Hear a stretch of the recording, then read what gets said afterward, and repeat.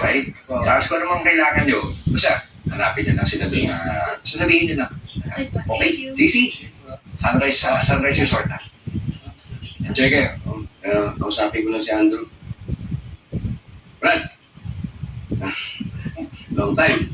Ito, kakalabas ko lang ng ospital. Kamusta? Medyo na-discharge ka na pala. Sakto-sakto nga eh. Ang ganda ng timing mo.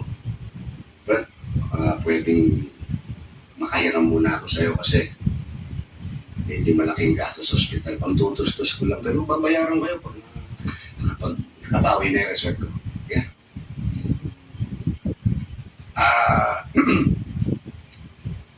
Ako siyempre, pera ko. Sandali. Sabi mo sa akin, nakahanap ka na ng investor, di ba? Nakausap ko na. Paano na yun? Okay na? May nakausap ako investor. Tapos, in-invest ko na dun sa Sunrise Resort. Yan, malapit dyan. Yan, bago. Brad, kasi, itong resort mo, natagilid na dun eh. Ang tulak na lang nito, pabagsak na magagawa pa tayo. Pero, kumbaga sa barko, parang palubog na. Ito ako tataya dyan. Diba? Negosyo to, Brad eh. Hindi tayo pwedeng palugi-lugi.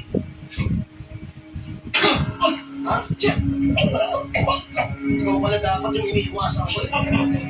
Traitor ka eh. Ay, nako. Hindi yung kapatid ko, ikaw yung dapat.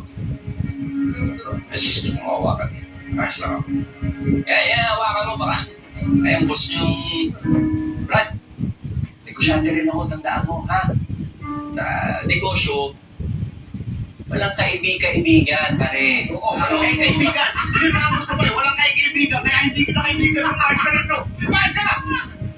Ayun ako. Brad, Ikaw mo. may tama na yung boss niyo. Baka na yung lubi. Good luck, bro.